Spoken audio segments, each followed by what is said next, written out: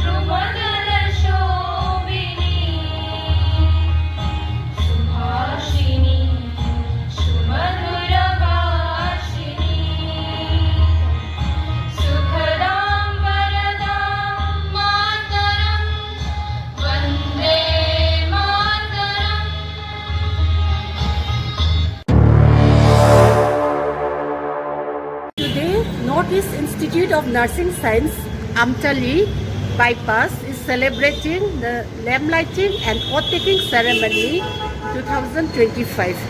This is a ceremony we are giving tribute to the Florence Nightingale, the founder of modern nursing.